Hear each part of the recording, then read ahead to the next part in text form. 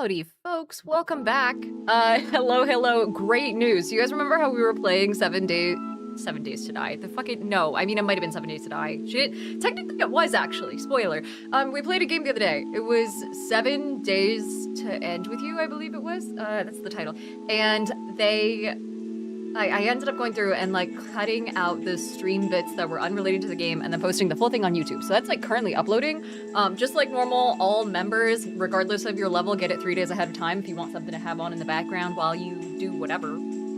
I don't know, your job, your hobbies, sorting magic cards. I might sort magic cards while I gap y'all.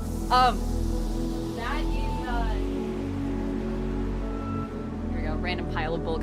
That is live, or like kind of uploading now. I think it's at like 30%. It's taking a hot fucking second to get there. Apologies. I'm also like streaming at the same time as doing the upload. Terrible fucking idea. Doing that all at the same time as having shit internet. Thanks, Verizon. Even worse idea. So we're just gonna kind of stick through it and hope that it works.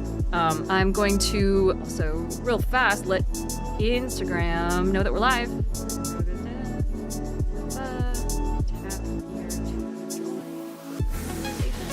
We're talking about games and stuff today, just because that's like the default. I never know what to really talk about on this stream. I'm just here to yap and hopefully keep it entertaining, and also show off the cats. That's also really important. The cats are honestly the new stars of the stream. But Hassel says, how many decks are you working on in the background there? None. This is all my bulk. Okay, so I haven't ever shown you guys like the full extent of it, have I? I posted it on Instagram a little while ago, but I've gotten like 2 more boxes since then. Let me show you here in a quick sec. I also gotta go live on Instagram. Hold on. Twitch.tv/Diane of the Rose. There we go. Also, stream didn't break today. Not bad. I turned down the bitrate again. Hopefully that fixes restream a little bit. If you notice a difference, please let me know. I turned it down by like 500 kbps, I think is the unit. I'm not 100% sure.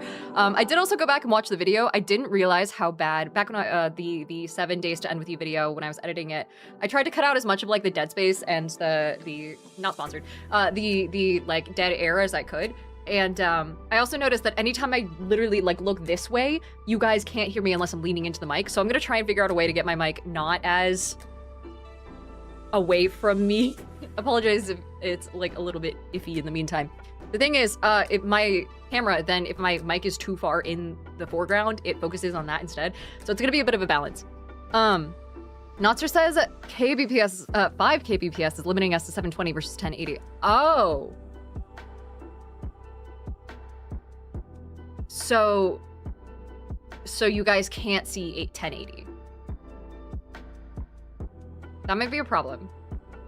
Shit. All right, well, I guess I'm gonna have to fucking pay for restream. Andronima says I'm on 1080? Oh. Okay, I don't know then. I'm just here. But also, I never went live on Instagram either. Or TikTok, rather. Let's see. Tap here to join the conversation. I never know what to say when it comes to, like, putting things on Instagram and being like, hey, come join us here. And basically being like, tap here to watch. There we go. Hopefully my phone is charged enough for this. I don't think it is. There we are. So yeah, sorry about the audio quality throughout the past however many streams. And also Christoph says 1080 gang. Oh, okay. And then Nazir says, Twitch just left me off source for no reason. Ow. Rough. Sorry. Yeah, okay, so far no difference then. That's good. That's good to know. I did turn down TikTok quite a bit, so they might have like a little bit of lag, and I won't apologize for that. There's like no one on TikTok anyway. Anyway, Nasser says so much bulk I deliberately stop buying boxes. Yeah, I have to, I'm forcing myself to sort through this bulk before I get to like Gen Con, so that way I can actually sit through and organize my decks and improve them a little bit, hopefully, over the weekend prior to Gen Con. And also because like I have so much shit still from the Strixhaven boxes, because when you're a Strixhaven content creator for Magic, sometimes they send you boxes and like collector boxes, booster boxes, things like that. Usually to use as props, so I use mine for the Magic Academy videos, and then I let myself open them. And then, so yeah, I've got a fuck ton of random cards. These are all organized by color so far, but I haven't gone through and actually organized them the way I want to, which is alphabetically, which is a pain in the fucking ass, by the way. Don't do that if you have this many cards. The other thing I need to do is I need to go through and figure out which ones I want to have in the display boxes, because here, let me show you. Here's this. which are just kind of like cheap little organization boxes off of Amazon. And they have... Here we go. They have these little like plastic display things at the top, at the front.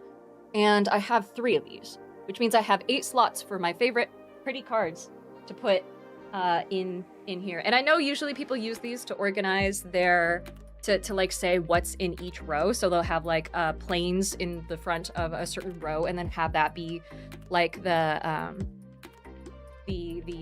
marker to indicate, hey, this row is all planes. For me, I prefer to just have, because the boxes are so mixed, like it goes from, if you guys see me spill all of my cards live, by the way, you'll also see me cry live. I have like 8 by color, so like this is all white cards and then transition to plains and then transitions to swamps, black cards and then swamps. And so the categories are a little bit too big to just have markers at the front, so I just want to get like pretty cards. Thought Crime says sorting by rarity / colors the video. So I use this in conjunction with Mana Box. And so Mana Box is my preferred app for keeping track of everything in my bulk. It tells me how valuable the collection is, which doesn't matter so much to me because I'm not really selling stuff. Cheese Prop says he heard a 52 pickup. Get ready for 5,200 pickup. Dear Lord. The cat's already like stomped all over these cards too. The value's not going to go down by much. And Spike Peter says sorting alpha is a good excuse to downsize. Oh dear Lord. Yeah, I've got a bunch of shit in here that I just like don't use. So I use Mana Box to keep track of like what's valuable and what's not. But I prefer to do it alphabetically, so that way if I look in Mana Box and see, oh my god, I have a Jessica's Will just hanging out in my bulk that I haven't used for whatever fucking reason because I'm a goddamn idiot and haven't put it in an actual deck yet. Found that out the other day, by the way. I have one of the pretty Jessica's Wills from the Strixhaven Mystic Archives, and I just never used it. Forgot it existed. Don't ever let me be in charge of anything. And so that way I can find it really easily. I find it a lot faster to grab something if it's alphabetical. And then multicolor cards are like their own separate category and all that. So I prefer that to rarity, personally. Spike Peter says I just did that yesterday and pulled like 2K cards worth of to sell in Amsterdam. Oh, you bring them all the way over to Amsterdam to sell? I mean, I guess you might also be in Europe. That's cool. And Tamara that says, please tell me you're using the Cavern of Souls I got you. I am. It's in my my favorite deck. It's in Lathril. Which is, I'm excited about that. Oh my god, dude, are you guys getting I talked about this already, so I won't harp on it too much. Did you guys saw the new, like, women's charity, Secret Layers, right? That are dropping on the 20th? My god, I want one so bad. Specifically for the Lathril card. And it's actually, like, made to order, so everyone can get one. There's not gonna be, like, issues with the fucking, like, the amounts that they print. I'm so excited. I'm so excited. Also, hi, Mimic Spider. Welcome in for the first time. And Tort says Tobin imprints are valuable. I wish it was Tobin imprints. It's like fucking scattered litter and shit. And fuzz and cat hair on everything that I know and love. Hasselbox says, has someone gotten you 3 Tree City yet for your elves? No, I got it myself. I did a little shopping spree the other day because I showed you guys the Silver Scroll Demonic Tutor that I had, right? I haven't actually checked in on the price of that. Let's do this. I'm going to show you guys the card that I pulled from the Strixhaven sets that I ended up selling because I maintain that I don't really sell cards that much. Pastelbox says that's a big hit. It was huge. It was worth about $1,000 when I pulled it, and then it went down to like 800 and then back up to $1,000 at the time that I sold it. I haven't checked on it recently though. And so, I'm going to see how much I might have potentially lost. Let's go gambling. But when I did all those sales, I got it for store credit, and then I ended up getting a couple of 3-tier cities, a couple of roaming thrones, and then a demonic tutor that I could actually read because the original one was in Japanese. And I'm not good at memorizing cards. So Lizard says loving your personality. Well, I'm talking about gambling. Thank you. So let's see. Demonic Tutor. I'm going to show you guys. It was a very pretty card, by the way. It was the only Silver Scroll. Oh no, it was Vampiric Tutor, not Demonic. Vampiric Tutor. My bad. It was the only Silver Scroll that I actually ended up pulling. And part of me felt really bad for selling it because I was like, fuck, it's really, really, really pretty. And it's like silvery, and there we go, this one. So it actually had like a glittery type foil on it. I tried my best not to touch it in the fucking slightest, so it was like mint. And yeah, it's at $735 right now. I sold it at about $1,000, and then trading it in for store credit got me a lot more than just getting cash. So I ended up trading this in for a mystical the mystical archive vampire tutor that I could properly read. I believe it was this one, the foil one, because I was like, I at least want the benefits. And then I ended up getting some roaming thrones, some 3-tree cities. I think I got a couple other kindred cards. I think I got another kindred dominance, a couple of swords to plowshares because I didn't have enough of them. There's a lot happening. I ended up picking up a couple of different things just to kind of like fill out my cart. Passive Block says, yeah, the Vamp Tutor's nice. It's really pretty.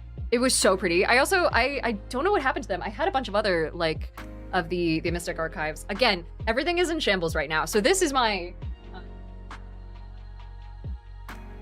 this is all the bulk that I haven't sorted yet.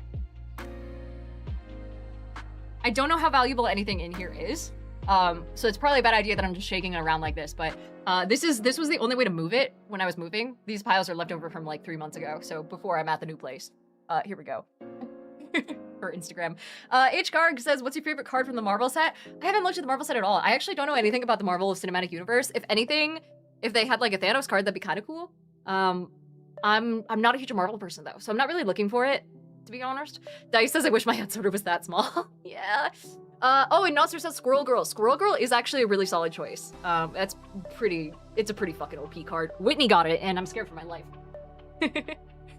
She said she's made a whole Squirrel Girl commander deck already, and I think I played against it once.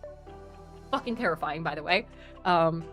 Because of that, I'm adding, like, God, what's the one that kills every 1/1 or everything worth mana value 2 or less on the battlefield? It's like a 2 or less board wipe. It's not Feed the Swarm, but it's also a green or a black card. I'm pretty sure it's black, and it's got a bunch of... I know what it looks like. I can picture it in my head. But, Culling Ritual. Yes, that's it. Culling Ritual. So Culling Ritual is a card that basically would destroy anything with mana value 2 or less. For those who are new to Magic the Gathering, that also includes tokens, because tokens have a mana value of nothing. They don't have a mana value. And so the... so it's a really good counter to specifically token decks. So even if the squirrels get buff as fuck, if they get some roided out squirrels that are like plus 17 or whatever the fuck, I can still beat them. Culling Ritual. So this is going in everything now specifically because of that. Natsu says rude. Listen, it's not rude if it's a defense strategy. So this is Culling Ritual. I actually have the Mystic Archive one. I got it as part of my Witherbloom care package that Wizards sent me ages ago, back when I was doing like, they sent out little PR packages to a bunch of content creators. Why isn't this showing up? Oh, it's because it's on. Hold on. Where's my Firefox? I looked it up fully on Chrome. Hang tight. And Chrome doesn't export to here because I want to accidentally dox myself with my saved Chrome info. Here we go. Scryfall. And they sent me like a foil version too, before it was ever like fully released. It was very nice. It was very sweet of them. Angry Texan says, I gotta tell you, I'm trying to write a bass fight and I have a horrible writer's block. Oh, a boss fight, I'm assuming. I was like, what does that have to do? What does the fish have to do with it? Yeah, are you talking about like in a book or a video game or like I guess it depends on context. Like, I can't help too much. When it comes to boss fights, I have like some basic info, like make sure that the terrain is varied, make sure that the boss has multiple stages, make sure that there's like something of a surprise and also like a separate room full of loot for the party, but you know.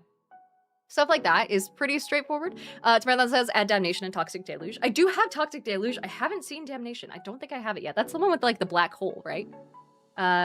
Also, someone said to look up Thanos Mad Titan. It actually looks really cool. Okay, yeah. So Culling Ritual. This is the one that I have. This one. It's quite pretty. I like it. And it's got, like, all the tokens, like, the classic tokens dying in the background, which I think is quite prophetic. But Thanos Mad Titan was something that someone told me to look up on Instagram. Thanos, the Mad Titan. Legendary creature, eternal villain? That's a fucking type? That's cool. Death Touch and Lifelink, and then it has Power Up, where if it has all the Soul Stones, functionally. Put 2+ and +1 counters on Thanos, then choose odd or even. Destroy each other creature with mana value of the chosen quality. That's a cool... So, one thing I will give, you know, Wizards credit for, all the time, forever will give them credit for this, is how well they translate fictional lore into either, you know, like flavor text or abilities in Magic the Gathering. And you can shit on, you know, God, what's it called? Universes Beyond all you want, but I really, really, really like that they're actually putting effort into it. So if we look at set Battle for Baldur's Gate. Wait, what is it? Battle for Baldur's Gate. Maybe it's this? Is there an easy way to search this? There's not going to be an easy way to search this. Oh well. Well, there's a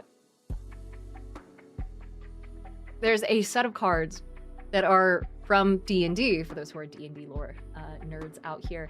And a decent amount of them are really, really well translated. Again, from their like D&D either lore or abilities into Magic the Gathering. I think it's really cool. Yeah, CLB. Oh, it's Commander Legends. Got it. It's... This would be the... Yeah, here we go. This is most of them. Not all of them. But if we look at things like the dragon cards or the god cards, I believe there are at least some gods in here. Or the fact that they have, like, basically DM direction in these cards. So there's some that say, usually they start with a Y. It's like, you know, you come across some goblins, or you've been caught stealing is one. And then you, the caster of the spell, gets to choose an option, like a choose your own adventure. I thought it was great. Forgotten Realms. Yeah, the Forgotten Realms stuff. And then DB says, Eternal is a species / designation within Marvel, like mutants. Oh, okay. Also, oh my gosh. Joerderd, people's Instagram usernames, man. Hello, saying, I want some more D&D Magic stuff that isn't Universes Beyond, though. Yeah, technically not. It's, yeah, all in the same vibe. I think I'd like more. I'm not a huge Forgotten Realms lore nerd is my only thing. If anything, it is really cool seeing the items, like the magic items be translated. So if we look at artifacts from this set, if it loads. Oh, there aren't artifacts? Wait, what am I looking at? Oh, just artifact, singular. It has things like Goggles of Night, or the Bag of Holding is in here. There's like the Decanter of Endless Water, which I put in a decent amount of decks because it makes it so that you have endless like hand size. A Mind Stone, a bunch of stuff like that. The Swift Boot's already there. I like this sort of stuff. Mind Stone is also already there. I don't know what I'm talking about there. But yeah, I like this sort of stuff. I really like it when people... Oh my god, and a fucking Dire Mimic is in here. I like that. I do quite enjoy how it turns into a 5/5 creature as well. So, Crab Idol says, I collect the Baldur's Gate set, and even though I can't find any actual reference to this card in D&D, the Earthquake Dragon has the best art. There's an Earthquake Dragon? Earthquake Dragon. I gotta find that. That's cool. Also, Sherd says it's my actual name. It's Dutch. Oh, gotcha! I'm so sorry for not pronouncing it right. There's no shot. Yeah, Earthquake... Oh, fuck. This is cool. All right. This is the arena version, but anything that has like this mountainous tightness scale is super cool. They did the same thing with the Archaics back in the Strixhaven set. So you have the Magma Blood Archaic. I have a billion of the fucking Transcendent Archaics. It's super cool. I don't know the lore behind these guys. I feel like God, they like speak a language that no one else can speak, right? And they're supposed to be almost like reborn entities of some kind. I'm not 100% sure. Again, I really, really, really wish I knew more about the lore of Magic. I want to try. But yeah. Ramak says, what characters have you made inspired from Magic cards? That's a very good question. If I have any, I don't remember off the top of my head. Usually I will use Magic cards as like a source of inspo for world building more so than actual characters. It's really easy to do too. What I do is I go to the random section of Scryfall and just straight up like click until I find something that I like or something that seems like really inspiring art. And Volcanic Torrent, for example, is not a bad one. I can imagine a character that is less so like a fire mage, but specifically a lava mage. Really cool. Doesn't actually have to require any sort of like, mechanics altering. It could be done 100% off the dome, just basically specializing in magma as opposed to fire. So like specializing in fire magic, but then flavoring it to look like lava. You could do the same thing as a circle of wildfires druid, for example. So there's an idea right there. And that's really all it comes from, is just spitballing until I see something cool. Like having a bunch of summons that look like magma elementals. Stuff like that. You know, I really recommend it as like an inspiration source. But yeah. Pastelblock says you might sound like someone who might enjoy Eldrazi. Dude, the Eldrazi are amazing. They're probably like my favorite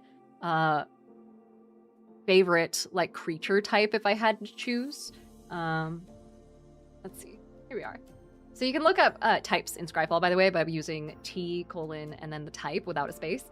So if I look at like all of the Eldrazi's, Maddie asked me the other day to give her a hear me out, but a really fucked up hear me out for a video she was working on. And I was like, instantly, this is the first thing I did, was went to search all the Eldrazi's, or the Eldrazi, I suppose is actually, what is the plural of Eldrazi? Is it just Eldrazi? Or is it Eldrazi's? Shit, this is why I need to know the lore. DB says, the Archaics are gifted magic users picked by the Founder Dragons of Strixhaven. Really? Oh, that sounds kind of horrible. They're the next evolution for oracles. When they die, you're born into the past as an Archaic. Oh, gotcha. And Ratmug says Lava Mage. Whenever you deal damage with fire spells, you deal 18d10 damage. Right. Or even like, here, if we go to D&D Beyond and we look at like basically any evocation spell. I did a video the other day talking about like what the different schools of magic are, by the way, and switching basically what the different schools break down into theme-wise. So like illusion isn't necessarily just like creating illusions, it's just fucking with the senses. Where's the, rules. Except all rules. I hope it doesn't make me log in too much for this. Spells. So we can look at all the evocation spells, which is mostly summoning, for the most part, elemental damaging magic. It's very, very close to conjuration magic. I really cannot tell too much of a difference, but evocation's a really easy way to look at if you want to be like a wizard that is a lava mage. Evocation is probably the best way to go as far as your subclass. You could also do, again, Circle of Wildfire Druid. You could do any spellcaster that just picks like fire-based magic. You could do a druid that's like a a bard that's a fire dancer. That'd be fucking cool. But it just like spins out a bunch of sparks and lava. It's like a cage with a glob of magically congealed and held together lava in it. Oh shit, Nimbus. Enough for people to question why my parent didn't just say 1 year old instead of 13 months. Wait. Hold on. Goodness, it's already been over a year. I'm old enough for people to question why my parent didn't just say 1 year old instead of 13 months. Thank you so much for resubscribing for a year, 13 months total, technically, Nimbus. That's awesome. Thank you so much. And then Ratmax says that was just a joke because lava does 18 to 10 fire damage according to the DMG, but this is still cool. Yeah, power word kill, and it just like makes lava like gush out of all of your orifices or turns your blood into literal lava or something and works its way through you. You can get really horrifying with lava. Lava is wildly underrated when it comes to like world building, I feel like. Someone says a baker's ear. Yeah, exactly. Also, Carnage says I just snagged a meet and greet ticket. Can't wait to meet you. Oh my god, that's amazing. Thank you so much, Carnage. Oh my god, Jay, hi. How's it going? Hello, guys. Everyone say hi to Jay Foster, who is an amazing content creator of the space, working on, I believe, if I'm reading Instagram correctly, a fitness program for nerds as well. And I believe, Jay, you're going to be at Gen Con, I'm assuming, right? With the rest of the himbos? If not, or if you are, plug your stuff. Either way. Everyone go give them a follow. And Cheese Prof says, damn it, I thought that would only happen from a strong curry. Jesus. We're talking about Magic the Gathering, by the way, and and then we transitioned into talking about D&D, because of course we did. And we're talking about the concept of a lava mage, which is basically just any fire spell flavored to be lava-ish instead. Jay says, oh yeah, we're running the himbos on the main stage with Felicia Day. Oh, fuck yeah. Hell yeah, dude. Congrats. That's awesome. That stuff's always fun. I remember you guys were in the stage next to us at PAX Unplugged, I believe it was, and I was doing something. What was it? I don't know, but we could hear the celebrations like through the wall, and it was like, damn, they're having fun over there. It was so cool. If you guys haven't already, definitely check out. Oh yeah, it was Call of Cthulhu. Yeah. Oh, I fully forgot. I do a lot of events, guys. There's so much going on at every single con. But yeah, Gen Con brain and Gen Con planning is like hitting its stride right now. Oh my god, someone mentioned meet and greets earlier. Yes, sorry, I wanted to mention, I just went through and bought a bunch of 8x10s, like photos, basically just like a little picture that I had done in a photo shoot forever ago. And I know people usually sell those.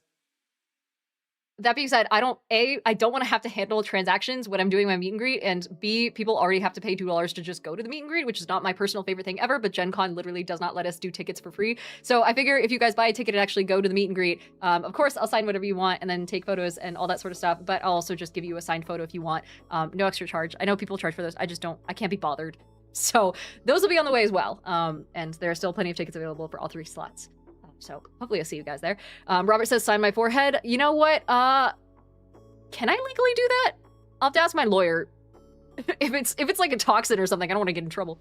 But Jay says, yes, level 20 fitness and nutrition now has a group community and coaching platform. Yeah, that's great. I've been seeing all the announcements on Instagram. It's been so cool to see. Oh yeah, and DBC says, I gotta do a Rose Garden basic forest proxy one of these days. There's a proxy that might be on the way that's a parody of the sorcery design that I did. Calling it a design is really fucking generous, by the way. Wait, hold on. I wanna do .com. My actual site. My website. There we go. So I did a bullshit like Magic the Gathering parody shirt forever ago. I'm shocked that Wizards hasn't sued me yet. I'm not. The Magic side of folks have been really nice. So someone is actually turning into, I believe, sleeves. It might be Lukic if he's in here. And so Phoenix says it depends on the pen. I'm bringing 4 Sharpies. There's gonna be like a silver, gold, and bronze, and then the normal black one. So I figure, because the picture is like me wearing black, so I figure if people choose like silver or gold, I can sign against the black part of the photo. And then if they want a black Sharpie signature, there's like a window behind me, and so it's very bright. I don't know, I'll post about it later when I actually have the photos, but this might be getting made into sleeves, which is insane. It just says sign my left ventricle, dear lord. But yeah. Potato says, is there meet and greet? There is. The only thing is it's like a ticketed event. It's not like a formal, like, I'm not gonna be at a booth or anything. I will be at the actual meet and greet section of the Indiana Convention Center at one of the tables there, which the Indiana Convention Center is a bitch and a half to navigate, by the way. I'm gonna warn you guys ahead of time. If you're gonna be there, pro tip, if you're gonna be at the convention and you're gonna be there before the convention actually starts on Tuesday or Wednesday, preferably Tuesday or Wednesday night, because Wednesday is industry day, and so they only allow people in who have an industry badge. But that night or Tuesday night, you can still walk around the Indiana Convention Center, and while you're picking up your badge or something like that, that's a great time to do it, you can kind of like get a lay of the land. It's almost like going to a college before classes actually start to see where your classes are going to be. Highly recommend it because it's really difficult to get around. The bridges are confusing. I've been going for 3-ish, 4-ish years, and I still get lost. So just be aware, the Indiana Convention Center is tough. And it's not like PAX. They do not have people just wandering around where they can offer you directions. If you get lost, you have to like go find an info booth. And then that's another thing you might get lost doing. So be aware of that. Matt says the GenCon app is also really useful. It is useful. I will say the internet connection in the Indiana Convention Center also does suck. So you might not be able to rely on it while you're like in the exhibit hall, but if you're in the surrounding areas, you'll probably be okay. And it's also really good for scheduling or like finding the events. And I believe you can access your tickets through there as well. I'm pretty sure. So Jay says coming to whose turn is it at Helium Comedy Club Wednesday night? Oh, wait. Shit, I can't look. Hold on. I think I saw something about it. Let me find the announcement real fast because I can't remember. Dude, I need to know what time it is because I think there's something happening on Wednesday. Yeah, Helium Comedy Club, special event. Whose turn is it? Comedy Chaos. That's cool. I'm also a huge fan of improv comedy. Massive fucking fan. I could never do it. I'm not nearly that talented. But I have, oh my god, yeah. Oh my god, Anarka's in it. And you, I guess. But this is so cool. Yeah, so this thing, I'm assuming? This isn't for last year, is it? Okay, yes, for this year. Team leader Jay Foster, the powerhouse behind Oops All Himbos, and one of the most beloved voices in the TTRPG media space. Yeah! I fucking love that. I would love to. What time? 7:30. I might be able to. I think there's another event happening with Wednesday. By the way, can we talk about how everything is happening on Thursday night at Gen Con as far as like industry events go? Dear Lord. Chase says that would be more ironic than me. I love all my friends. It's mine and Steve Wrigley's comedy panel show. I fucking love that. I think that's amazing. Jay Foster says I think it clashes with Diana Awards. If anything, it might clash with, I think, a dinner I have with my lawyer, but Noah hasn't gotten back to me. So I might be around. If they, this is gonna be one of those like 2 hours before things where we'll be able to see if I can go or not. If it's not sold out, because if I remember correctly, and this is the thing I love about Gen Con, by the way, is downtown Indianapolis is really, really, really compact as far as all the major event spaces. Jay says, oh, it's Noah, fucking drag him in for chicken wings. I'll try. I will bring it up to him. Because if anything, I would rather do like personal dinners with people on like Tuesday. So that way I actually have my convention nights free. Because I consider Wednesday part of the convention. But the thing about downtown Indianapolis is everything is incredibly close together. The Helium Comedy Club is literally like a stone's throw away from the convention center. It's up the block. So it's incredibly easy to get around. But yeah, if any of you guys want to check it out,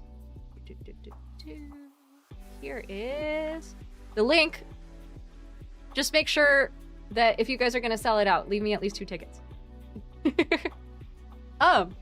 What else were we talking about? We were talking about spells, we were talking about D&D, we were talking about Gen Con.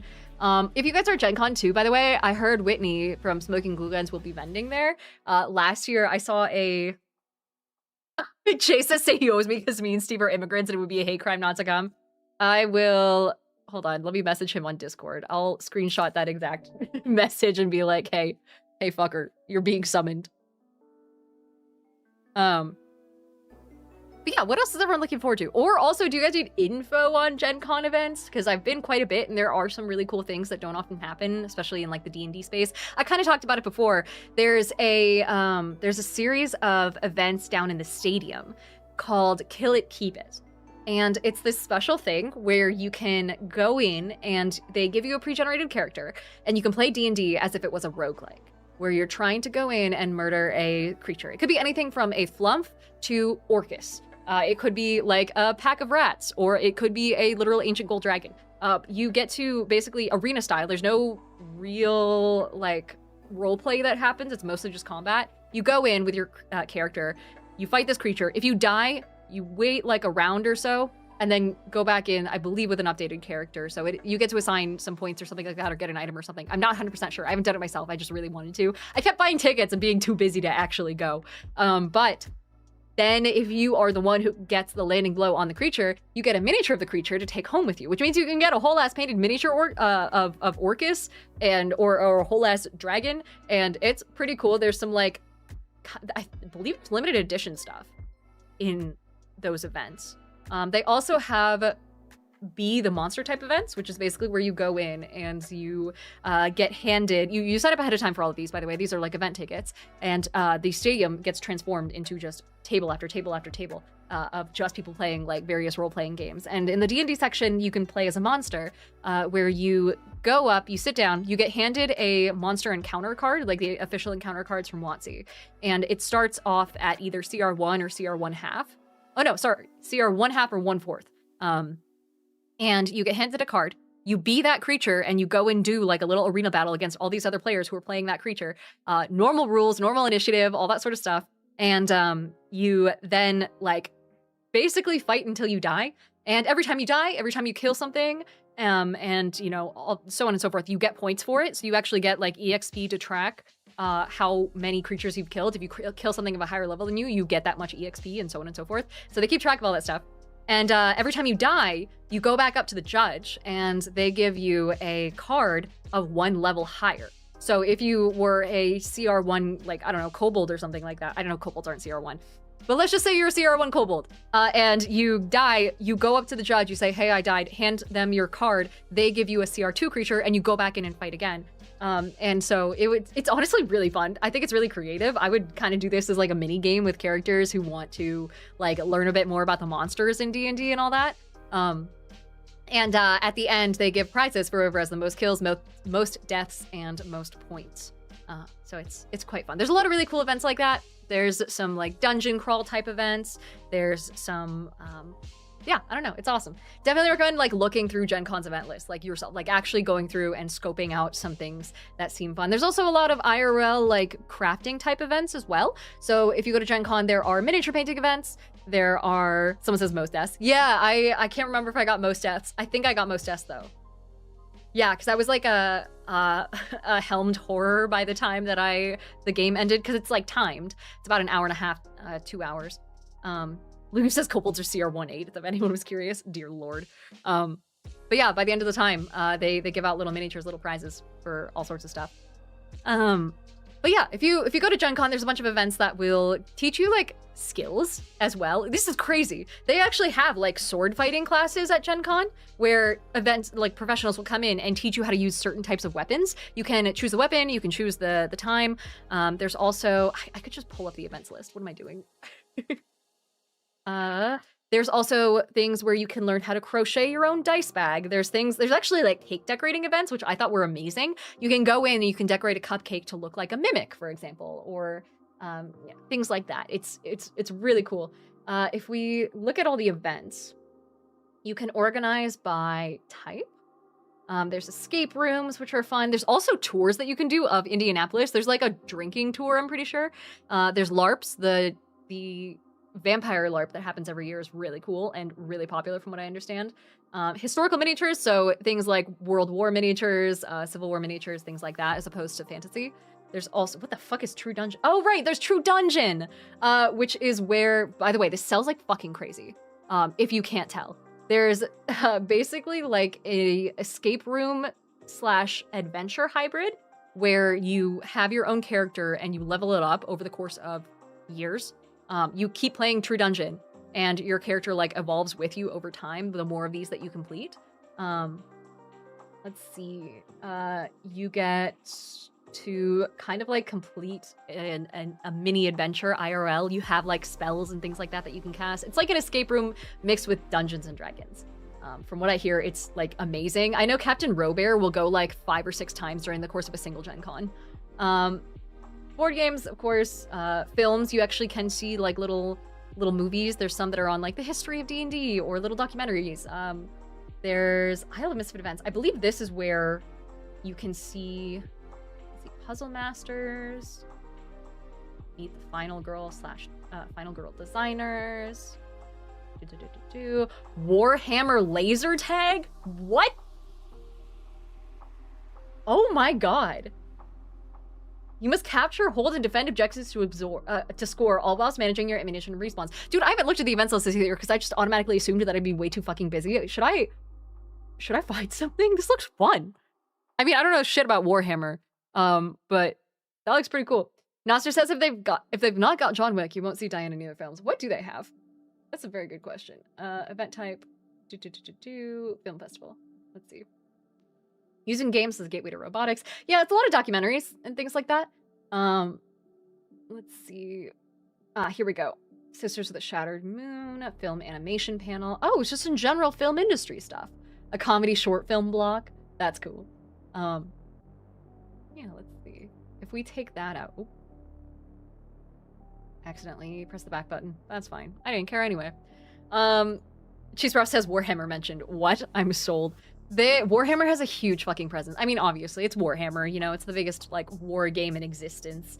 But they have events for, like, really, really old versions of games as well. So I get a lot of people in my comments that are, like, really superior about the fact that they play specifically D&D 3.5e, but they say that they can never find anyone to like, play that specific version. I will say Gen Con has, like, D&D for basically every version released. So, let's see. How events work, event tickets, there we go. So you can find people doing little one-shots in really, really, really old school D&D. Role-playing game, here we go. They also have playtests for new games. They have previews, so games that haven't quite released, or one-shots that haven't quite released. They have Starfinder, Kobold Ate My Baby. So down here, it'll say like the name of the event, and then underneath it, it'll say the actual like game and then edition. You can see, let's see, this is all D&D 5e one-shots. Savage Worlds is in here, Call of Cthulhu, all that sort of thing. You can also search for game system. So if we go down to Dungeons and Dragons. Oh my god, they have Dread! Wait, I want to see what the Dread games are. A Pleasant Relation Where the Old Gods Are. John's Dread, Nightmares of Garfield. No fucking way. Inspired by Will Burke's horrifying depiction of Garfield, players will take the role of John and his companions as they try and stop the lasagna-devouring orange menace. Huh? Will Burke? Who is Will Burke? This is so fascinating. Dear Lord. Dread Insight's either John Wick or Step Up. I would hate to see Step Up in, God, I guess in any context where I'd have to pay for it. Oh my god. Oh, I see. So it's like a cosmic horror thing. Dear Lord. Nightmare Fuel. Wood says, yo, you found the I'm Sorry John subreddit? Huh? Alright, well, I guess you can play a game of Dread that looks like that. Victim's Choice. A terror-filled game of your own choosing, crafted by our experienced hosts and selected by the players from a variety of options. Gotcha. So if you don't know what Dread is like a role-playing game that uses Jenga. So in order to, instead of rolling dice, you pull blocks from a Jenga tower, and if the tower falls, your character dies. But every time you try and do something, you pull a block. If it's a really difficult thing, you might pull 2 blocks or 3 blocks or something like that. Cheese Raw says you didn't know about Horror Garfield? No, is this a thing? Dear Lord. There's also, I kind of wish there was more Dread presents. It looks like a bunch of the Dread events have already sold out as well. Which, good for them, by the way. Dread is my favorite role-playing game of all time. Let's see. Dungeons and Dragons is what I was gonna look for. Oh yeah, the Dragon Age role-playing game. That's sick. Okay, Dungeon Crawler Carl RPG, of course. New this year. Dungeons and Dragons, here we go. Up. So they don't necessarily just have like 5th edition and 5.5e. There are, yeah, here we go. Knights of the Dragon #1 at Celebration. That's a 3.5 edition game. I believe they go back to like the really, really, really old versions, I'm pretty sure. I'm not seeing any off the top of the head, but of course 5e and 5.5 are going to be the most popular. Torty Tuga says it's not just Garfield. Scooby, Pooh, and Patrick are on the subreddit too, and there's lots of comics and art for it. That's kind of cool. I'm kind of here for it. Like, I would 1000%. One of the first actual plays I ever did, actually, ages and ages ago, is an actual play with Paige, who was known as Pluto Cleric at the time, and it was like a fucked up Snoopy one-shot, where it was like, it's the Great Pumpkin Charlie Brown, but in Call of Cthulhu, and as like a cosmic horror, fucked up, horrifying Halloween one-shot with a bunch of folks. It was awesome. Actually, it was really cool. Anyway, someone on Instagram, Tavalava, says, am I a bad DM for never reading the manuals and just homebrewing everything? No, definitely not. I homebrew all of my content as far as like the actual settings and stuff go, especially because like the existing content is really, really difficult. You don't necessarily need to read the manuals. If you're running a module though, you might want to read the module. I really recommend doing that. I also recommend not doing the thing where you're like, oh, I'll just go in and improvise everything on the fly. That's really hard to do. And I've played with GMs, professional GMs, mind you, in the space, like content creators and things like that, who are like, oh yeah, I never prep anything. Like, I just go in and improvise everything and then it turns out okay. And I'm like, people can tell. Like, people can 100% tell when it's been 100% improvised.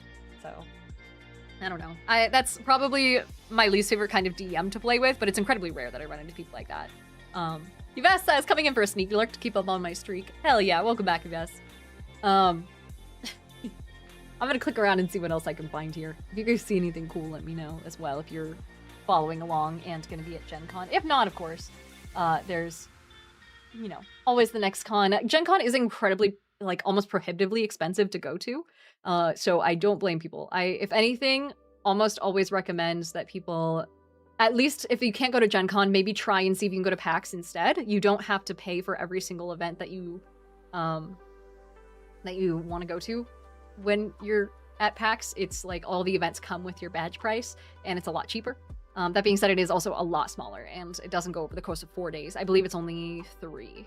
So, but if you like gaming conventions, PAX and Gen Con are probably the top two, and PAX Unplugged is getting bigger every year, which is quite nice to see.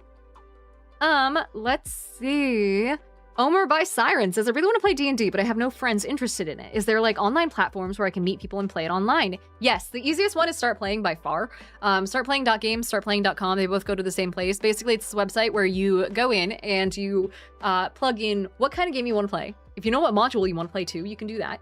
You plug in what times you're free, and then it will automatically sort through and spit out some GMs for you and that you can choose from based on like their reviews, based on what they need, based on their beginner level, based on what they're offering, the content that they're running, so on and so forth. It's incredibly easy. Like it's so easy.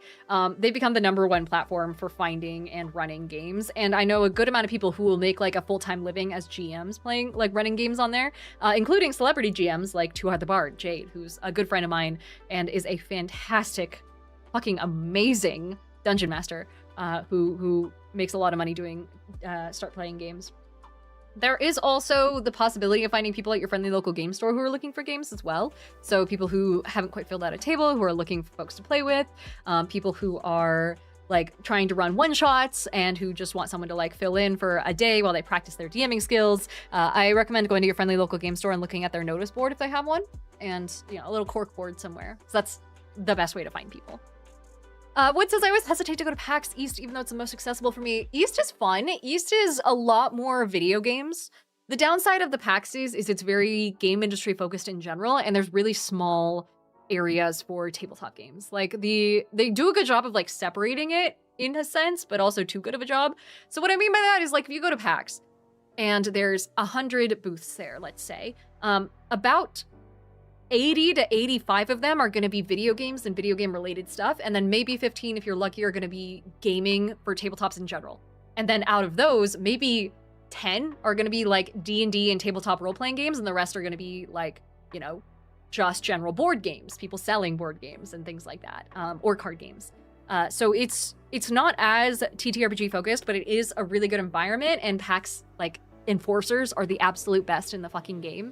They're so nice, they're so sweet, and they're like, I don't know, it's like camp counselors almost, but for gamers. It's so much fun.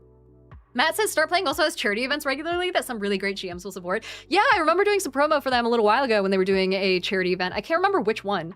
But they also do like celebratory events with D&D releases sometimes. So back when D&D 5.5e was first releasing, they actually had a bit of a preview game, which was, I believe, exclusive to Start Playing that Wizards put out, where you could play as the original characters from the original D&D cartoon. And oh yeah, it was Uni and the Hunt for the Last Unicorn or Lost Unicorn or something like that. And they made it so that you could play as the original like D&D cartoon characters, and it was exclusive to Start Playing. It was part of like a big celebratory release event that they were doing. So it's been quite fun. Matt says the only time I do one-shots for World of Darkness is when they do a charity I want to support. Yeah, hell yeah. They're so nice about that too. And the team is amazing. They're wonderful. The actual Start Playing team is fantastic. And House Duggan says Start Playing is great. I have 2 amazing campaigns I'm in with a great DM. Yeah, it's awesome. You can also get gift cards. People don't talk about the gift cards nearly enough because it's honestly a really, really, really solid gift for people who want to play D&D more but who don't have the time or the opportunity, where you can just buy someone like a $50 gift card to Start Playing for Christmas. And that's enough for them to do like a solid number of, games in a campaign, depending on who they're running with. You can also make it so that like you buy you and your entire friend group a gift card to go play a, one night with Strahd, a Curse with Strahd one shot or something like that. If your friends are like, oh, I've always wanted to play D&D, but we don't have a GM, you can go through and just gift everyone the gift of a one-shot run professionally for them. It's awesome. It's fun. Hookshot says PAX Ost does a great job for both video games and tabletop with the separate halls. Yeah, I like separate halls as a concept. I don't really like the fact that at PAX West they do the same thing, but it's not just separate halls where they're divided by a big divider the way that PAX Ost has it. Instead, it's 2 separate buildings, which means the poor vendors at PAX West don't get nearly enough foot traffic, and some people don't really know where to find them, and people won't go out of their way as much to go shopping around in the tabletop section. It's a lot quieter. It's all that stuff. It's not my favorite setup.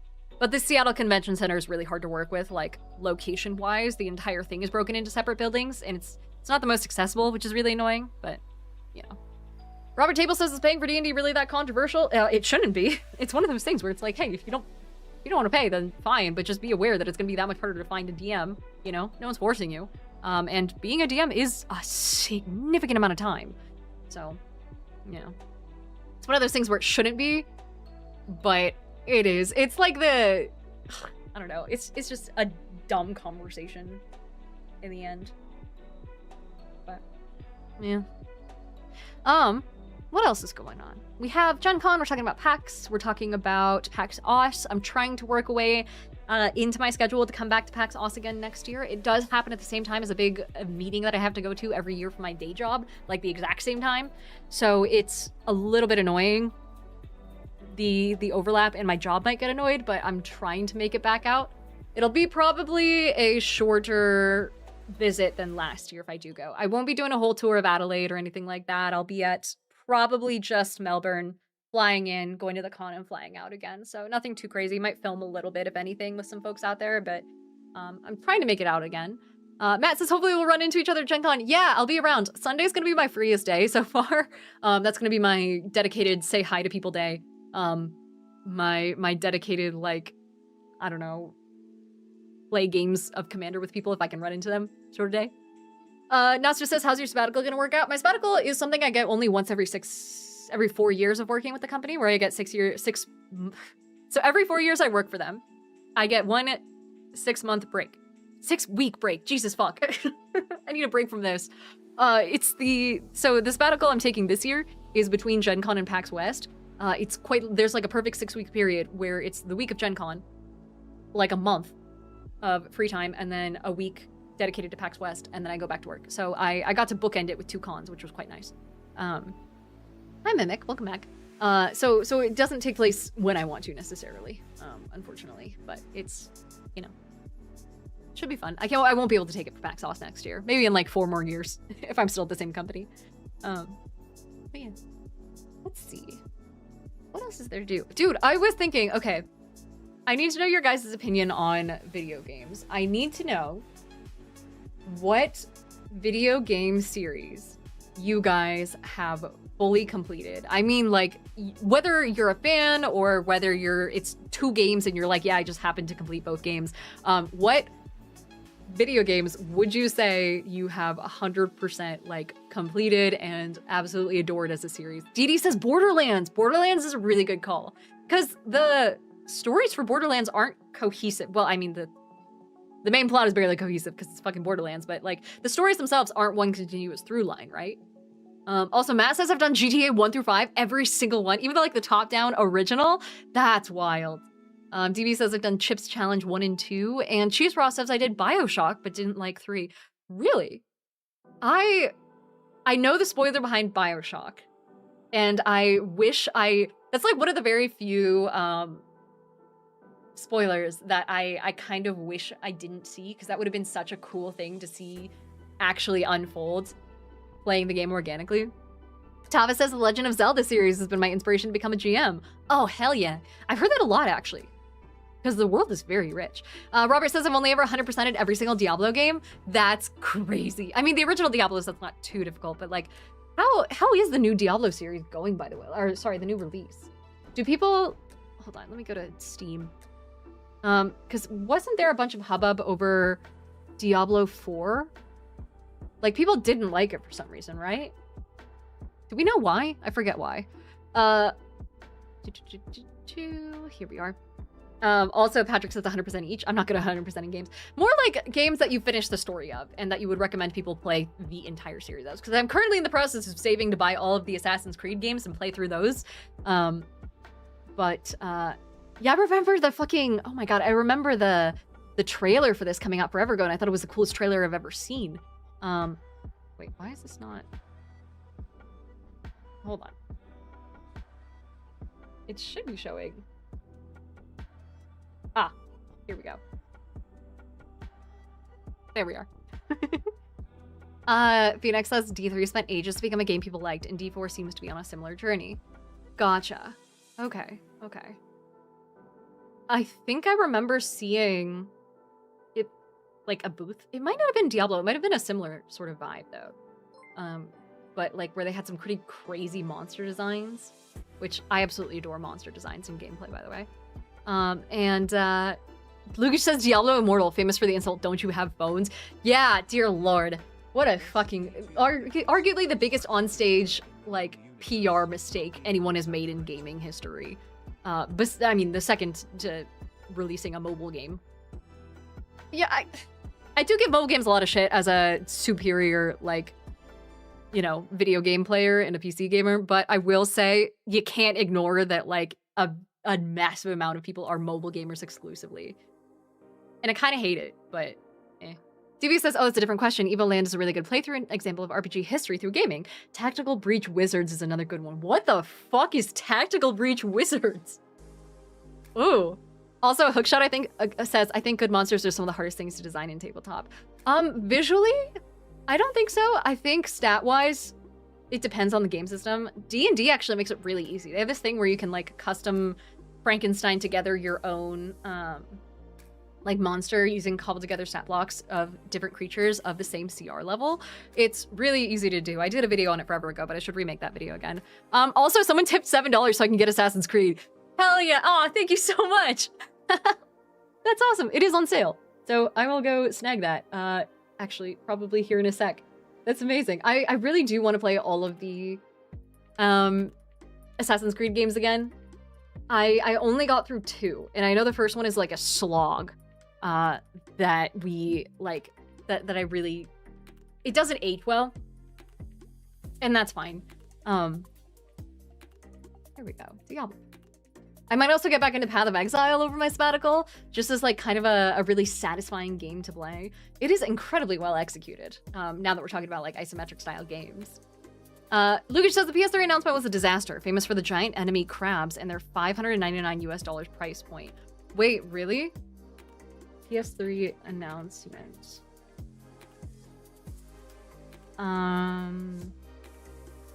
No, this is just giving like normal announcements. Shit. How do I find news on this? Or I guess I can't play clips of it because it'd be copyright struck, but I don't remember. I don't think I was like a gamer back then when the PS3 was announced. Ron Cinephile says the Legacy of Kain series is known for having a better story than anyone ever expected from a game series at the time. Really? Okay. Oh yeah, and Akoda says the PS3 started slow and finished out at the same level as the 360. God, rest in peace, the 360. Just search giant enemy crab. Okay. Oh my god, someone just tipped $50. No way! That's like half the series! Anonymous, that's so sweet. Thank you so much. Holy shit. Oh, that's wonderful. That's so cool. That genuinely might be like a decent amount of the actual series. Let me see. Let me open up Steam if it'll let me. The Assassin's Creed series is, yeah, everything's like 70% off. So if I go in order, okay, cool. That's not bad. Oh, thank you so much. That's so sweet. Oh, man. What was I talking about? Immediately forgot. I was so distracted. Oh yeah, giant enemy crab. Here we go. Is a legendary video game meme born at Sony's E3 2006 conference during a presentation for Genji Days of the Blade. The presenter claimed the game was based on historically accurate battles in ancient Japan before fighting a giant crab, infamously advising players to flip it over and attack its weak point for massive damage. Huh. The phrase became shorthand for developers making absurd historical claims or shoehorning in bizarre, out-of-place boss fights. Dear lord. Okay. I mean, it's good that we have a phrase for that now. Karai Plasma, thank you so much for the sub. Good to see you. And Matt Stormcrow says Soul Reaver 1 and 2 was the best Legacy of Kain game. Everyone's talking about this game. I've never heard of it. Legacy of Kain. A series of dark fantasy action-adventure video games developed by Crystal Dynamics and formerly Eidos Interactive. The first title, Blood Omen Legacy of Kain. Wow. This is recent. This is like recent. What's the synopsis? It takes place in the fictional land of Nosgoth, a gothic fantasy setting, and revolves around Kain's quest to defy his fate and restore balance to the world. Okay. Here we are. Blood Omen. 1996. That's not that old. I say that. Silicon Knights intended Blood Omen to be a game which adults would want to play that evolved the action role-playing genre and brought artistic cinema to video game consoles. Here's a screenshot from it in all of those glorious pixels. Adequately gory, of course. It's a two-dimensional action-adventure game. The player controls the protagonist, Kane, from a top-down perspective. He also turns into a vampire. He must locate and defeat the members of the Circle of Nine, who act as boss enemies, and return their tokens to the Pillars of Nosgoth. A bunch of fantasy creatures inhabit the game, and you can either kill them or wound them to feed on their blood as a vampire. You can get items and abilities, and there's a day-night cycle. And at night, your attacks become more potent. During full moon phases, some sealed doors become accessible. Okay. God, there's a lot of lore here. Human nobleman Kane is ambushed and killed by a band of assassins. Mortanius offers him the chance to exact revenge. Kane assents, heedless of the cost, and awakes as a vampire. And once he kills his attackers, he tells them that while they were the instruments of his death, they were not the ultimate cause. So he travels to the Pillars of Nosgoth, and Ariel, the Little Mermaid, explains that he has to destroy the Circle of Nine before he can realize peace. Okay. There's an oracle involved. So it's kind of like a... It feels very God of War, like OG God of War. Dee Dee says 30. Only 30. And Phoenix says 30 is not that old. Thank you, Diana. It depends. It depends. Simon Templeman was the voice. Oh, okay. Gotcha. Players can choose whether to heal the world, where Kane sacrifices his life and ensures the extinction of vampires and the restoration of Nosgoth, or damn the world, in which case the pillars collapse, leaving Nosgoth an irredeemable wasteland, with him embracing his curse and living on as the most powerful entity in the land. And that's considered the canon ending? Oh man. Okay. And then they had a bunch of sequels, one of which was back in 2002, which this looks 2002. It's crazy that they went with like the quote-unquote bad ending as like the canon ending. The series is chock full of amazing lore. Oh. And then the most recent one, Legacy of Kain Defiance Remastered, was a remastered of the 2003... Wait. An actual remaster? Yeah, okay, cool. Not bad, not bad. It doesn't even say the plot, though. It just says, goes from gameplay to development. Alright, that's fine. Wood says you're in good company, fellow olds. Dear Lord. I promise I'm not ageist.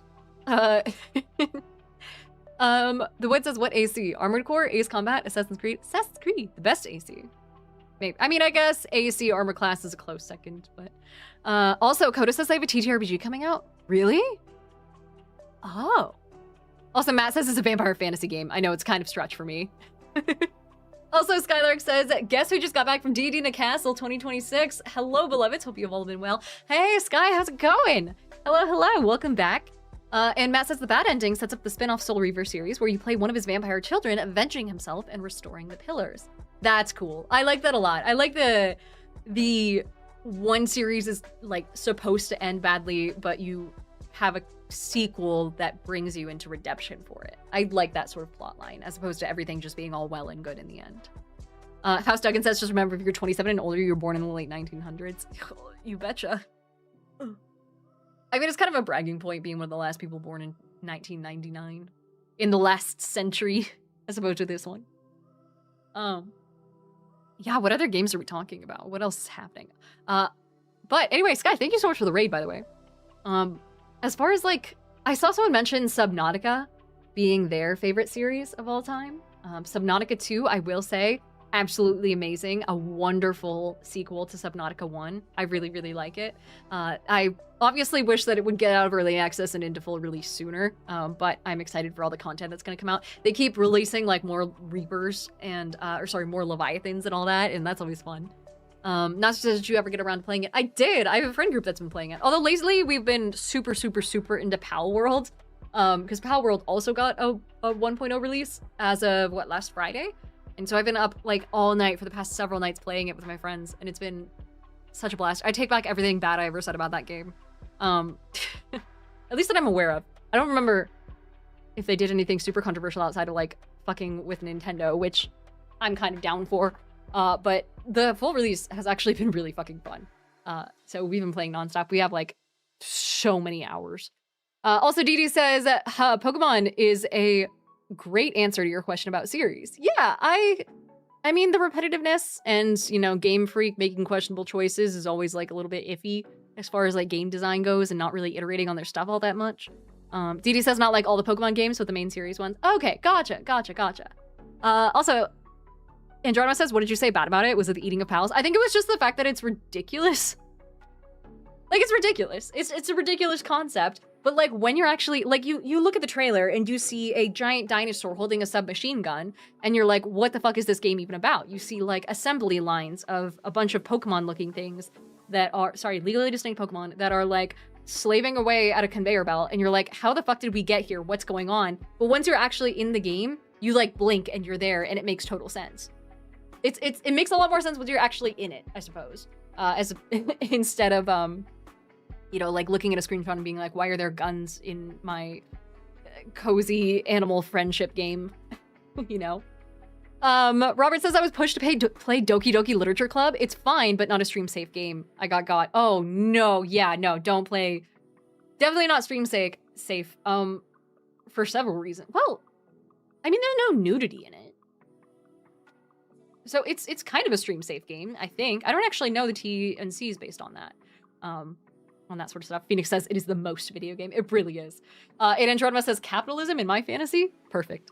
Present Search says DDLC is also maybe not like save or life save. Yeah. I really enjoy how genre defining it was. It's like that. And spoiler for Inscription. By the way, if you haven't played Inscription, please play it. Do not look up any spoilers. This is one of those games where I will like grab my friends by the shoulders and like shake them violently, telling them to A, play it, and B, not look up anything about it. So if you haven't looked up anything about it, I'm gonna raise my hand while I say this. I will put it down when the spoiler's over. But spoiler for Inscription, when it starts fucking with your game files, holy shit, like games that do that they're just so cool. And such a great concept and so fun. And obviously they can't actually fuck with your game files. Like I think the main bad guy in Inscription leaves a note on your desktop that's like, hey, I can't actually delete your game files and delete your computer info for you, but if you could just do it, that'd be nice. Thank you. Okay, we're good. You can come back. So games like that are really, really fun. I love that sort of genre of stuff. But yeah, DD says Control was one of those for me. Oh, I haven't finished Control. I feel like when I went into Control, I was expecting too much of an SCP-style game, though, and that's obviously not what it is, and I feel like that kind of threw it off for me.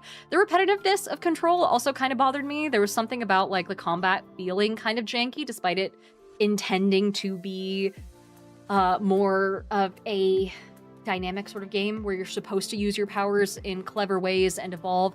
I feel like I just didn't get that experience from it, personally. Robert says, have you ever done makeup streams? Not here, but I've done it on YouTube, which is mostly just where I'm running late and I just do my makeup on stream because I'm late. But that's about it. Cheese Bros says I got bored of Control. Yeah, like I still want to play it, and I still want to play it enough to the point of being able to understand Control Resonant when it comes out, because the trailer was really hyped for that. I'm very easily sold by cool trailers. I need to fix that about myself because it's a fucking problem. But yeah, I do want to understand Control Resonant, so I do really want to play it. I just need to go back and finish it. It's that Kingdom Come Deliverance I need to go back and finish. And there was something else that I was going to start over from the beginning. It might have been Path of Exile, honestly.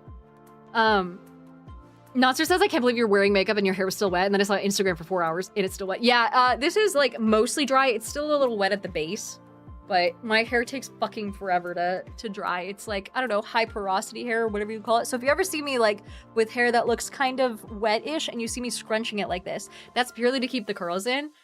This is like what my hair dries like naturally. Dries being a relative term because it takes 4 fucking hours to do so. But yeah, so I may as well just sit around and like shave everything, put on makeup, do like a half-hour skincare routine, full reset while waiting for it to dry because it takes forever.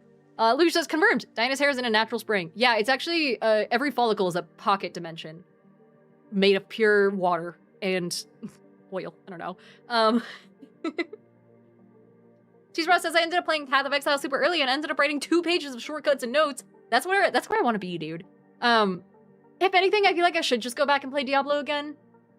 because I do like the lore of Diablo quite a bit. Anything to do with like heaven and hell lore, angelic lore, that sort of stuff, but like converted into a very fantasy sense, I absolutely adore. So that would be the only reason I play Diablo over Path of Exile, to be honest. I also don't like MMOs, so if I was gonna go back and play at Path of Exile, I wouldn't want to do it in any capacity that actually has to do with the multiplayer aspect of the game. That's just not my thing.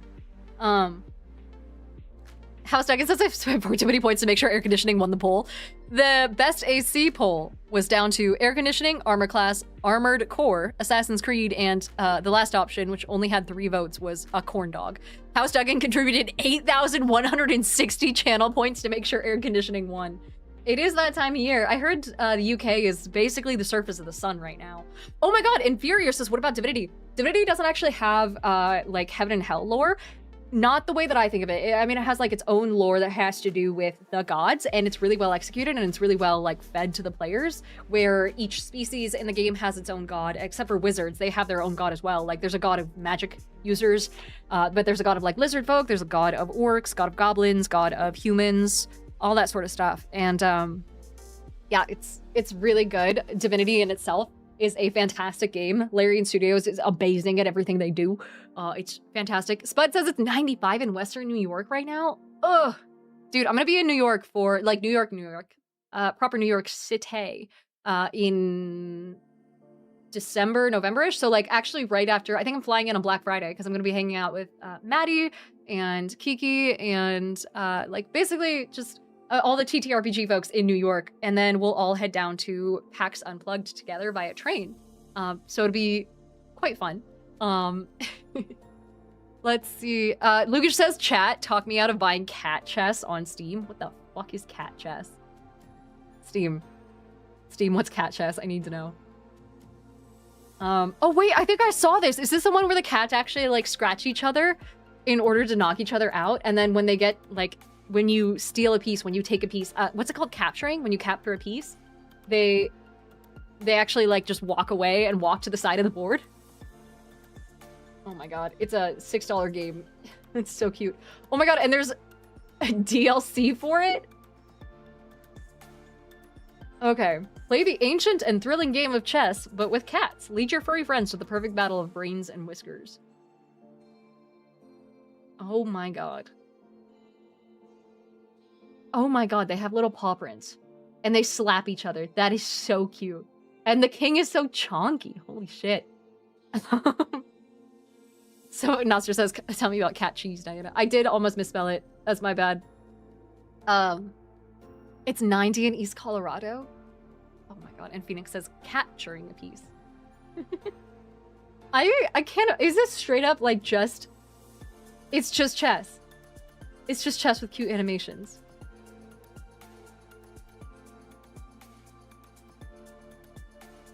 Huh. Do you play against friends? I assume you can play against friends. But that's the gimmick, huh? That's just the selling point.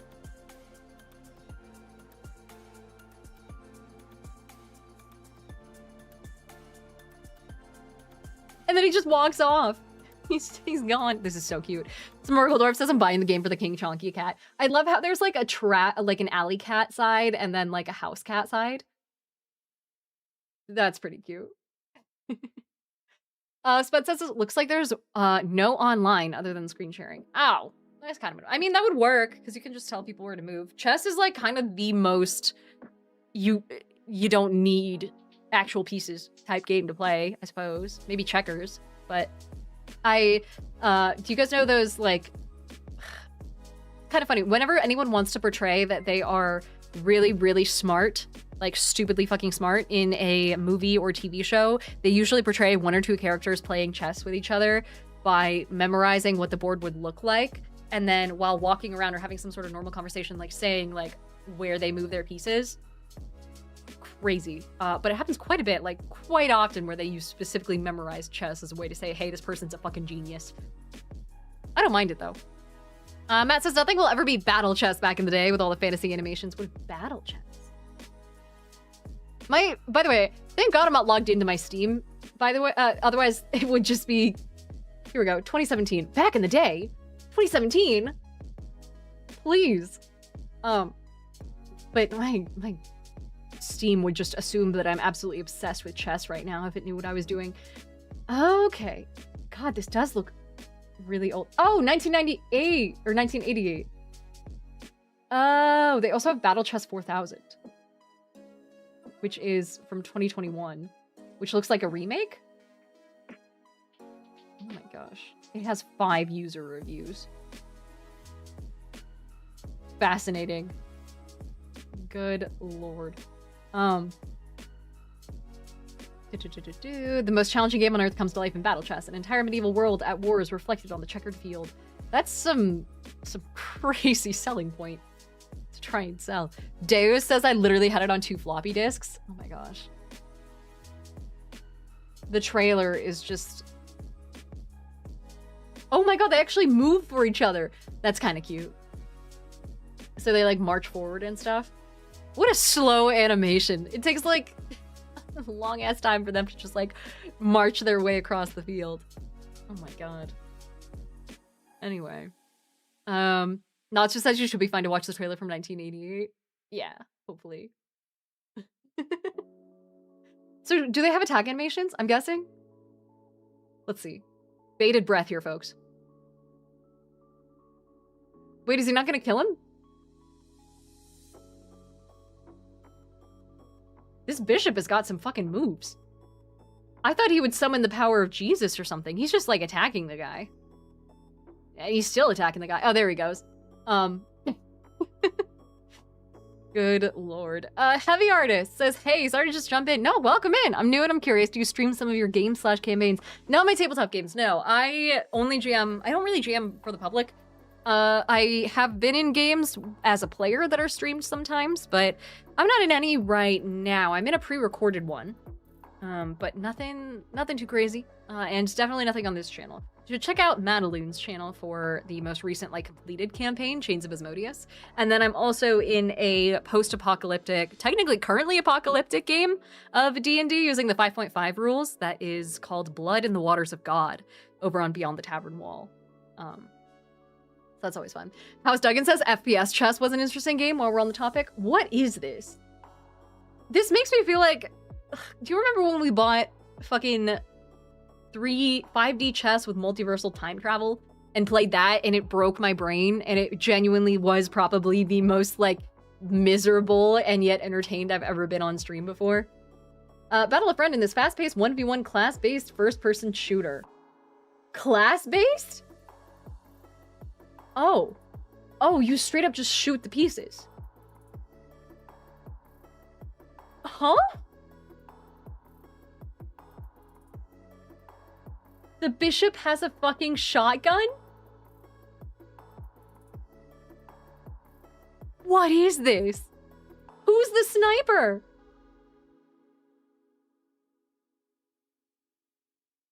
This is insane.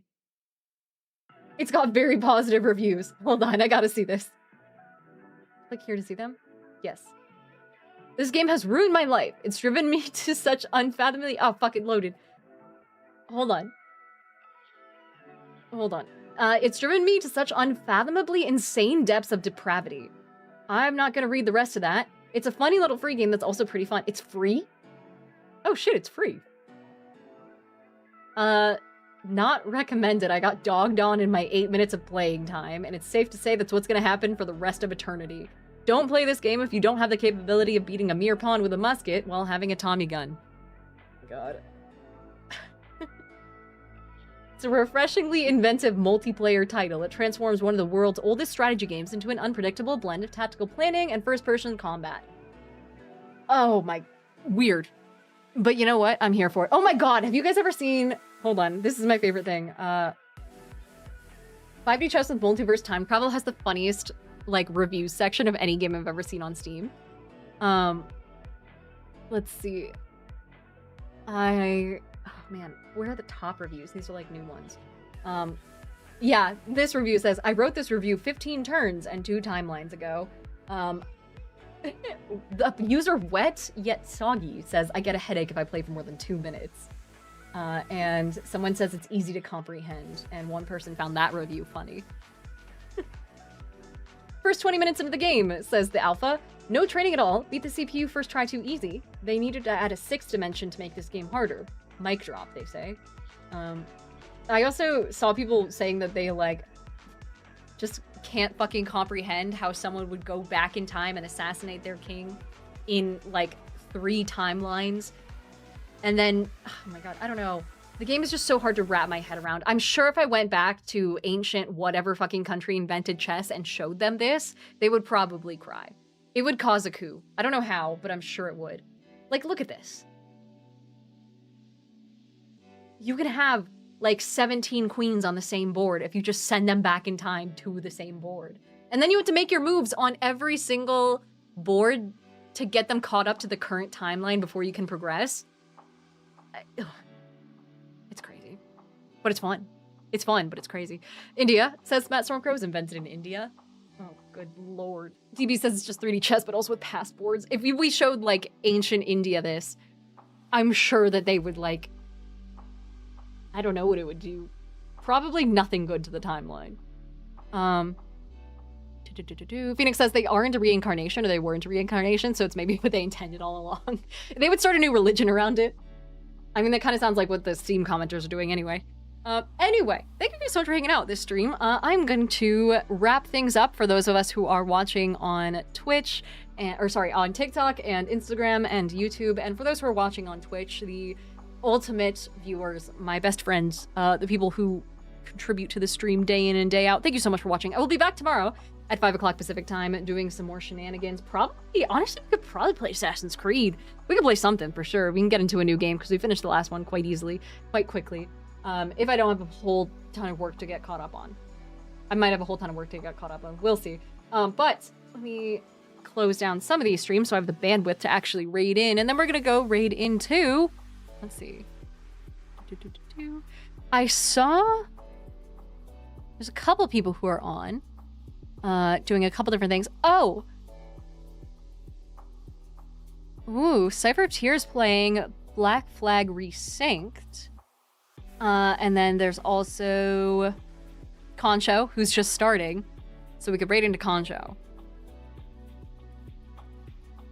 Let's raid into... Here we go. Start watching. We're gonna go into Assassin's Creed Black Flag because we were talking about Assassin's Creed for so long already, so I'll send you guys over there. Again, I'll be back tomorrow. Thank you all so much. Bye-bye.